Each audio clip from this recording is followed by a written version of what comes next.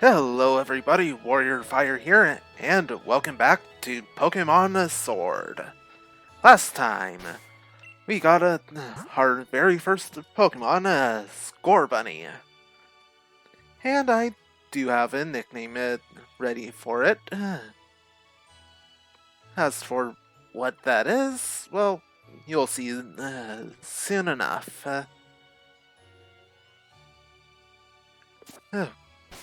We also had the encounter with a very strange, seemingly illusory Pokemon in the Slumbering Weald.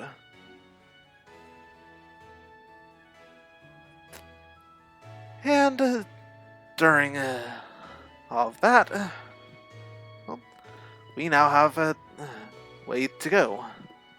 So, let's head on out to Route 1.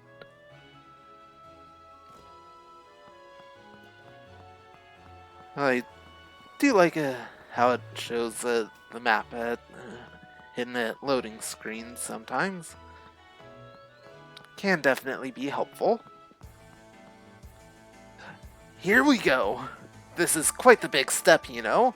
My first step toward becoming the next champion. Guess I'll probably train up Grookey a bit by having it battle against Pokemon in the tall grass. You should get yourself to the building with the purple roof and the great red and white ball mark out on front. That's the Pokemon Research Lab. And due to the instant transmitting Wooloo in the way, we do have to go through the grass. Now, as you can see, there are wild Pokemon just randomly wandering through the grass. These will pop up pretty regularly, and with pretty much the numbers you'd expect. There. Picked up another potion. And as you can see here, we've already got 5 Pokeballs. No matter what, you want to make sure that you catch a wild Pokemon here. Unless this is your first time playing the Pokemon game and haven't gotten the catching tutorial yet. Don't worry, I'm gonna have it pretty much the same catching tutorial, only it's gonna be better than what the game can explain. Now, see this Pokemon here with the glow? This is what's known as a brilliant Pokemon. For what makes brilliant Pokemon so special, well, they'll be a higher level than other wild Pokemon in the area. So, a few other things I need to double check to make sure. So, if Sandman wants to help put something on screen, he can. Now, the Squavit. We've encountered it before, so we have it the move effectiveness revealed, as well as Squavit's type. Normal. So, everything is going to be exactly as effective as you'd expect. So, let's go for a number. Right, just using a tail whip. Okay. So, the catching tutorial. Basically, going to treat a battle like any other, whittling down the opponent's HP. So this can take a while until we're at a spot you're comfortable in using it, to last resort. That only works if you've used all other moves you know beforehand. Alright, one more ember should do it. Alright, ooh, burned. It's a bit of a double-edged sword here. Status conditions will increase chances of catching it. And fortunately, Glovit held on, so we were able to attempt to catch it. Plus, with the extra damage it took, gonna increase the odds a bit more. So, let's go ahead and throw out the Pokeball. And Skwovet was caught. And just by catching the Pokemon, do gain experience for our team as well. And Scorbunny's now level 8. And learned Quick Attack. Now, Quick Attack is a fairly weak move, but it does have its utility. Quick Attack has increased priority, so unless the opponent is using a move of equal or greater priority with a higher speed stat, Quick Attack will always go first. Aside from that, it's pretty much the same as Tackle. I'd like to give Skwovet a nickname. Nah, I'm good. And there's the other benefit from battling a brilliant Pokemon.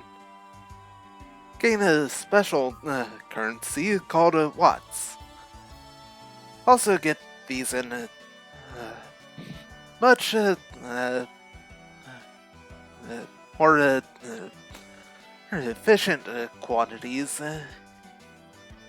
in other area coming up.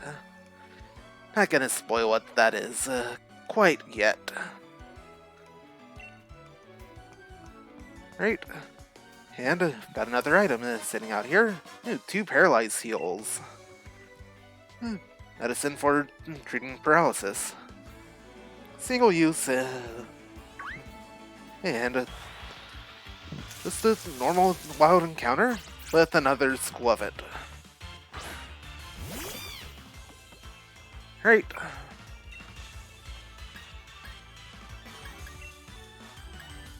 Oh yeah, Tackle and Quick Attack, same power, same accuracy. But only have 30 uses of Quick Attack, as opposed to Tackle's 35. But Quick Attack and other variants well have their niche.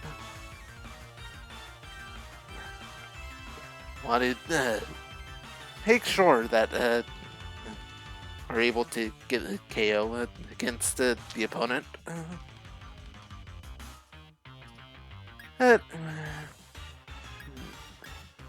Same power.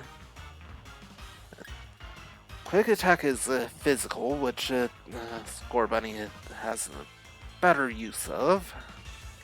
But Ember gets Stab, which for those who don't know, is the same type attack bonus. move matches the user's type, it gets a slight power boost. Not quite as much as a crit or super effective, but it's still pretty useful.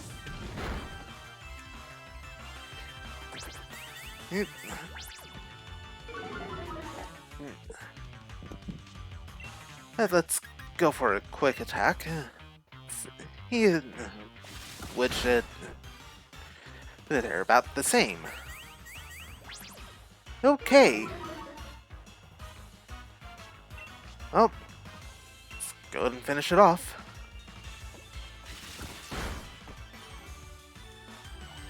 Right, and with that, in Sword and Shield, no matter what, or winning a battle, every member of your team will gain experience. Take that how you will. Honestly, I don't mind it that much. Especially since I tend to stick with the one Pokemon in the lead more than I should.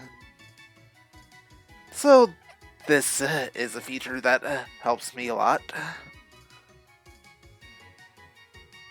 So a lot of other Pokemon fans that will say had it quote-unquote ruining the series. So yeah. Don't listen to them. Make your own opinions. Right, no level ups for anyone? Right. Going to explain the different types of wild encounters. The explanation pops up and run into that Pokemon. It's just your standard wild battle. Run into a Pokemon that's just wandering about that randomly pops up. Well, that's known as a symbol encounter. Right. And now we're back in Wedgehurst. And hello there, Charizard. Right. Now, over here. Hello there, Leon. Well done. You managed you reached the goal and managed to find the Pokemon Research Lab. You did a far sight better than I did my first time. I'm hopeless with the directions. See how your world has already grown, all thanks to having Pokemon with you? I know I'm sure glad I've got Charizard with me, to keep me from getting lost all the time. Now, in we go.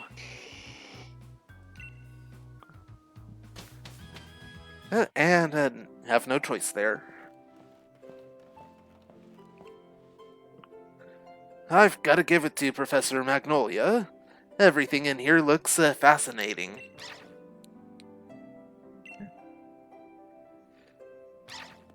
It's a little electric corgi.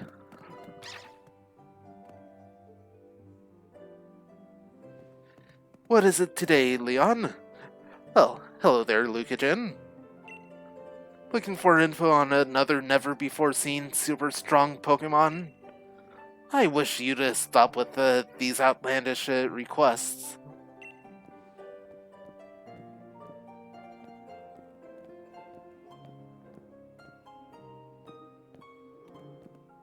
Good to see you too, Yamper. Yamper here is a real champ when it comes to helping you find your way around. He came to my rescue plenty of times back in the day when I got lost on the road. Oh yeah, and that's his trainer, Sonia. What can I say about Sonia? Well, I like the way she cooks. She makes food you can gobble down in a flash. What kind of introduction is that? Did you forget we were rivals during our gym challenge? It wasn't just the Yamper helping you out. I did too. Anyway, nice to meet you. Name's Sonia.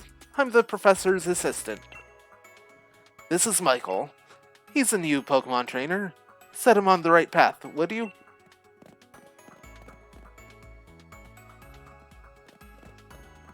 And there goes Yamper, followed by Leon. What does he think I am? He's always got his head in the clouds. It's no wonder he gets lost all the time. Oh, looks like you've got a Rotom phone. Hey there, Rotom.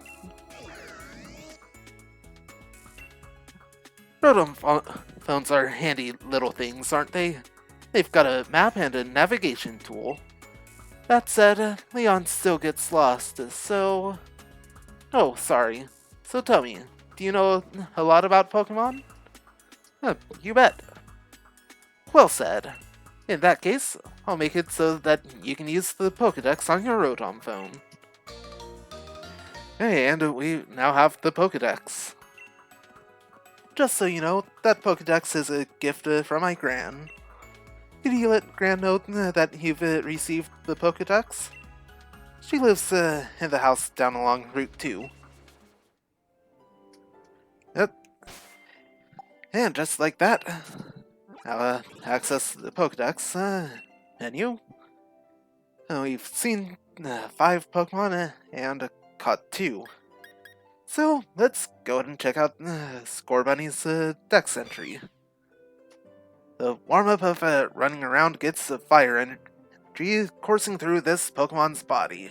Once that happens, it's ready to fight at full power. Right? Rookity. So, for the first time outside of a certain legendary Pokemon, got a pure flying type. With the Squavit, the cheeky Pokemon. Found throughout the Galar region, this Pokemon becomes uneasy if its cheeks are ever completely empty of berries. And that's every single Pokemon we've caught.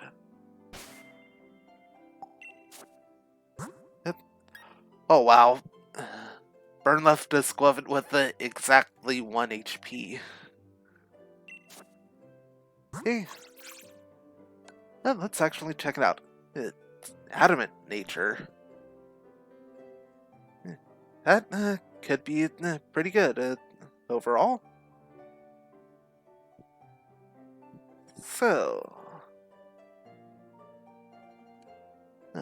moves tackle. Tackle quite well.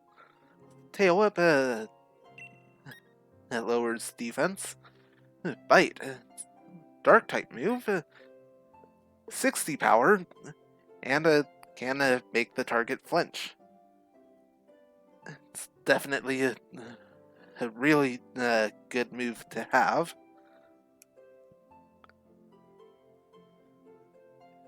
And last resort, that is definitely a very strong attack. Of course, it can only be used after the user has used all other moves it knows. So if this Squavit had also used a tackle and a bite during that battle, it would have gotten off a strong attack when it used it last resort. Instead, it messed up.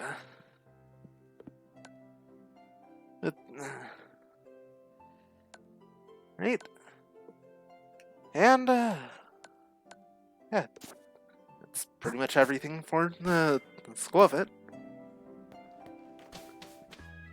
Let's head on out. Hey there, trainer. Sorry to stop you. You just left the Pokemon lab, right? So that means you've got a Pokédex, yeah? I love talking to new trainers and giving them useful stuff. Hey, got a potion. It's a potion. Use it when your Pokemon's HP, their hit points, gets low. HP is like a Pokemon's stamina. You can even use potions during battle. Knowledge is power. It's a good idea to talk to lots of different people and read everything you can on your journey. That is indeed helpful. And if we take this side path, find another item. Rare candy. That's definitely a nice find. Rare candy will give a Pokemon exactly enough experience to level up once.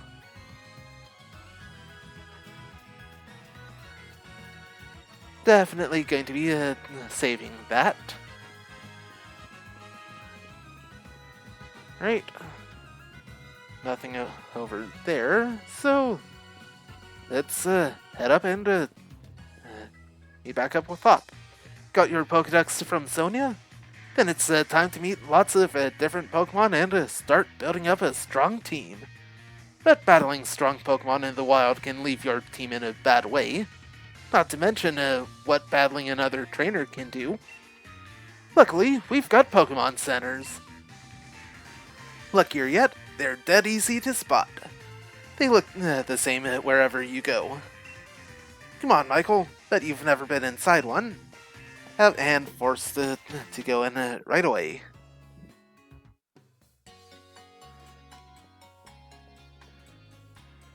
Level with me, Michael. Is this your first time in a Pokemon Center? Oh, of course not. I can give a good explanation of everything. Then I don't think you need me to tell you what you already know. If you two kids are Pokemon trainers, you might want to buy some potions before you head out. Cheers! I'm already good, though. I'm heading to Route 2, Michael. Come find me, maybe when you're done here.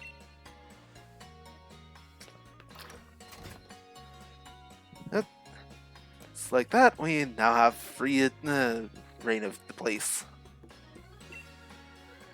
I'm so thankful for Pokemon Centers.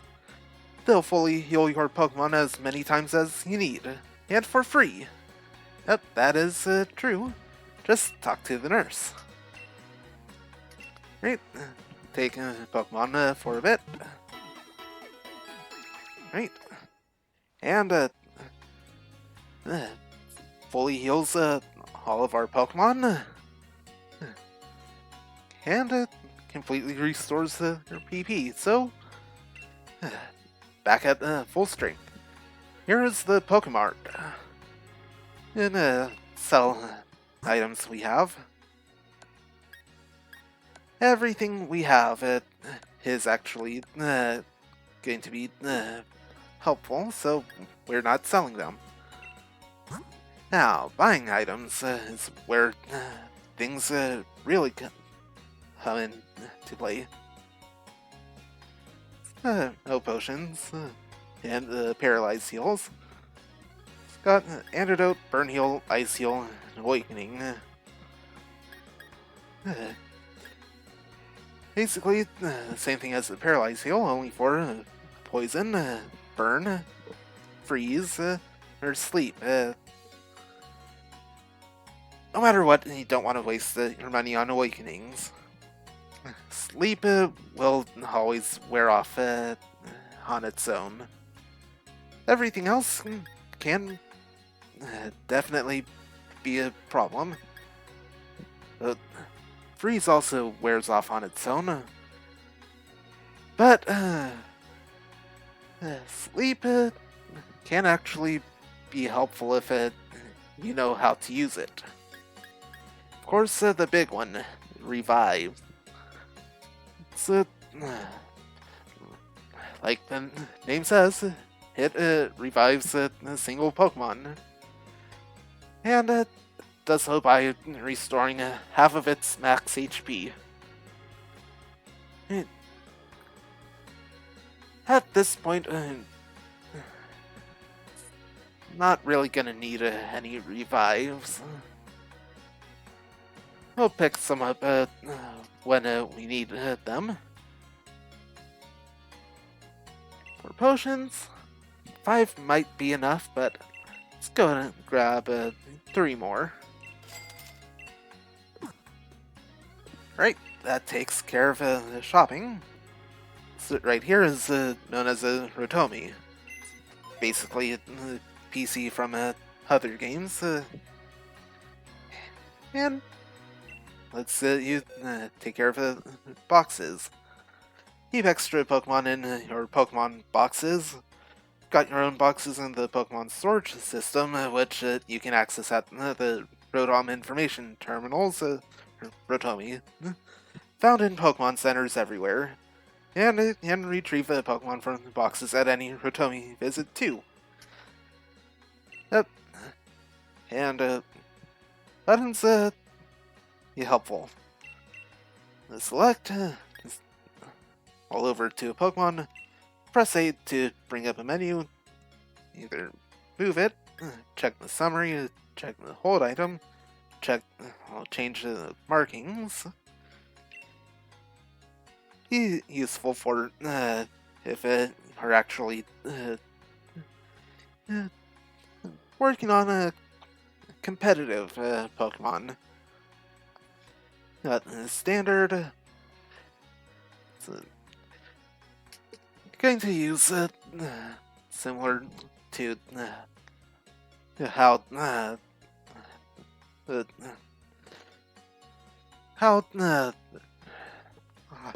sorry, bit tongue-tied there.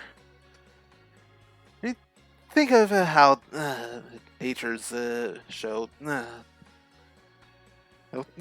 which stat gets an increase and which one gets a decrease.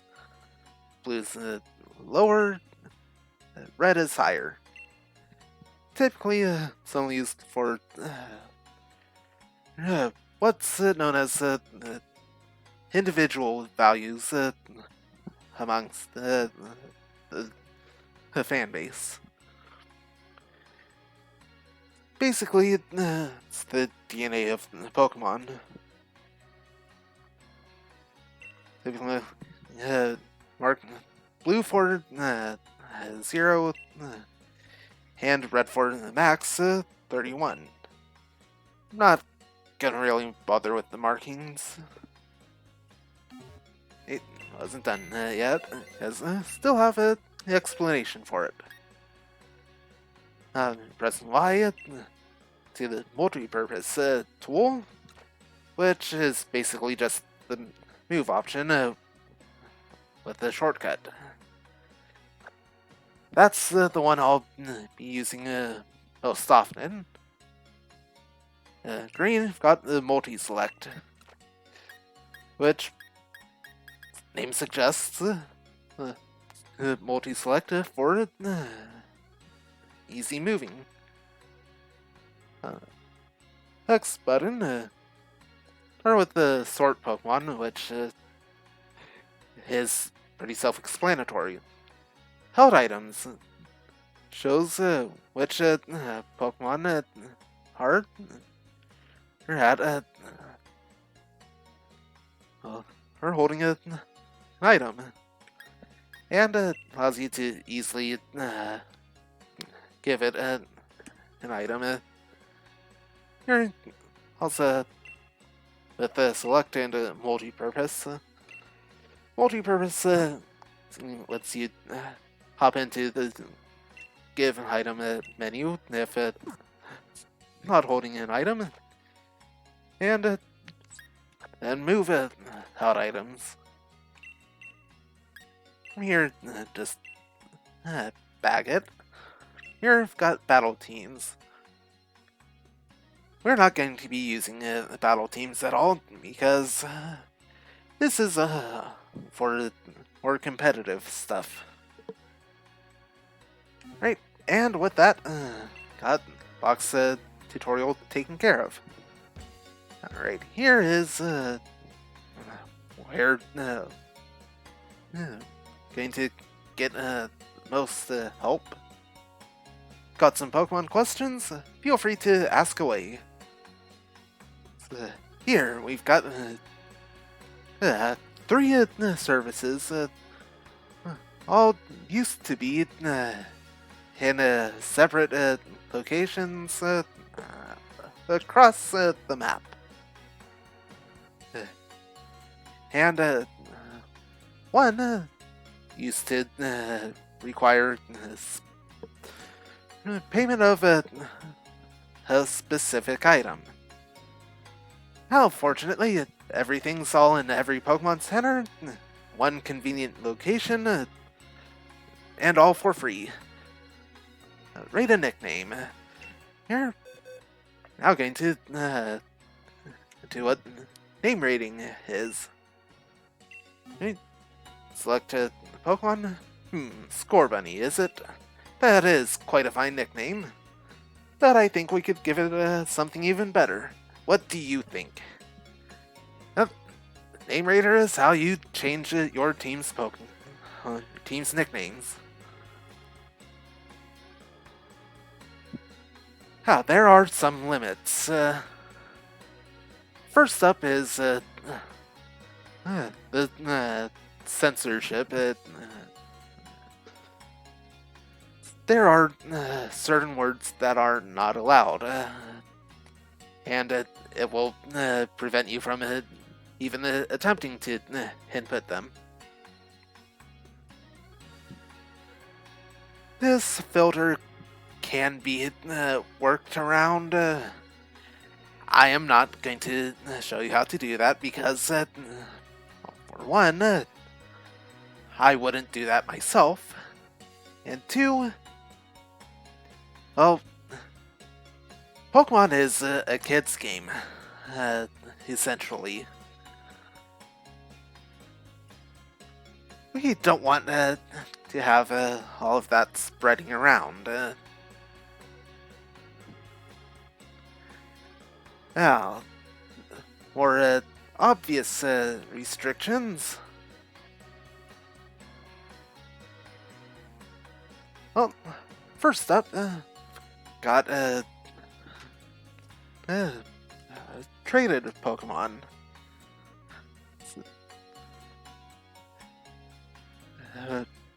99% of the time, as of Sword and Shield, you cannot change the nickname of a Pokemon you've received in a trade at all, unless it's your own Pokemon you're receiving back for whatever reason, typically for a trade evolution.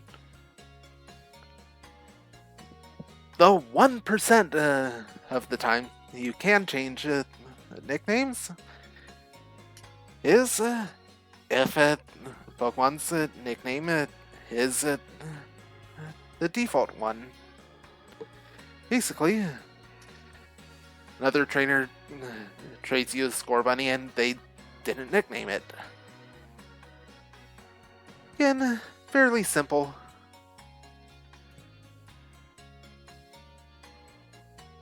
So, if that happens, you can change the nickname, but only once. As soon as it's got a new nickname, that nickname is permanent. So make sure you've got it spelled correctly, and it is what you want to name it. So if you mess up, it's messed up for life.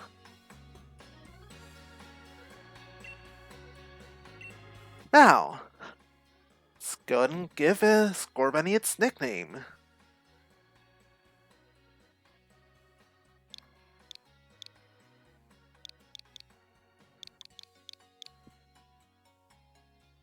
Scorchfield. Asked around quite a bit. Got some good nicknames. Some bit dubious. One a Proton John meme. Ha ha ha. Ronaldinho, soccer! Ronaldinho, soccer!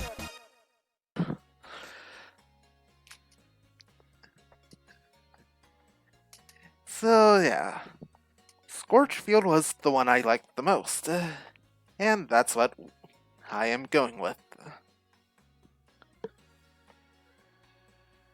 should,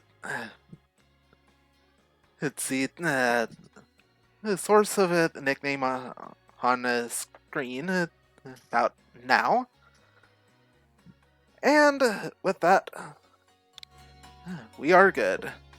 Done. From now on, this Pokemon shall be known as Scorchfield. You're right. That does seem to fit it better. Nicely done. And here, have the option to change another Pokemon's name. We're not gonna do that here. Now, remember a move and forget a move. Move Reminder will let you relearn any move on the Pokemon's level up learn set, as long as it's at or below the level it would learn it normally. And any special moves it might have, such as egg moves or moves that wouldn't normally learn, have it received through official means. No hackers. Be able to remember the move. Going to go ahead and check out what I have here. Nothing for the Score Bunny. But what about Squavit? All up to date. So, let's head into Forget a Move. Want one of your Pokemon to forget a move? If you want your Pokemon to use a move it's forgotten, it'll have to relearn the move first. So be careful. Right. The move deleter. We're not going to be making use of this. As for what it entails itself, well, to do that we have to get into a bit more of history of the series. From Generation 1 through Generation 6, there were special ways to learn moves known as hidden machines. These taught useful field moves like Strength or Surf, which had various effects in the field relating to the name of the move. Like, you could push giant boulders or cross the water.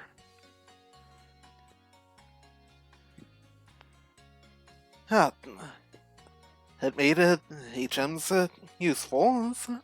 They typically taught good moves that are useful for Pokemon that can learn them. And there's occasionally a bad move that you'd only give to a Pokemon, typically referred to as an HM slave. Typically a Pokemon that can learn many HM moves, and is one you wouldn't use on your team. Unfortunately, that would take up a slot, which means typically only be traveling with at most 5 members of your actual team.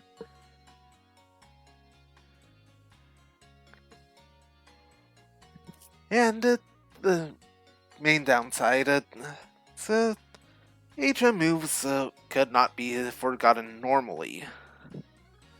And in Generation 1, there was no way to get rid of them at all, except by using the Pokemon Daycare.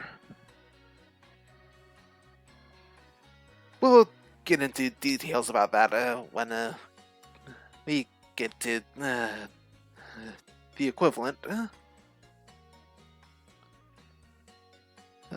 Generation 2 added a move deleter, which deletes a move from a Pokemon's moveset. For the most part, move deleter is generally useless. Because most of the moves can just be forgotten when learn a new move. There's really no need to go see the move deleter unless you taught one of the bad HMs that you didn't want on your team. And as of Generation 7, move deleter has been rendered, quite frankly, obsolete. But then Sword and Shield happened with several moves being removed from the game. Technically, all of those moves are still in the game, but they're completely useless. So, if you bring forward a Pokemon that's compatible with Sword and Shield, as of either wave of DLC, and it just so happens to have one of those useless moves, bring it to the move deleter, and have them forget the move. That move will no longer be capable of being relearned, but since all it is taking up a space in a moveset, there's really no need to keep it. So, you're not going to bother with that. And I think that's gonna do it for today. But next time, heading out to Route 2 to meet Professor Magnolia. See you guys then.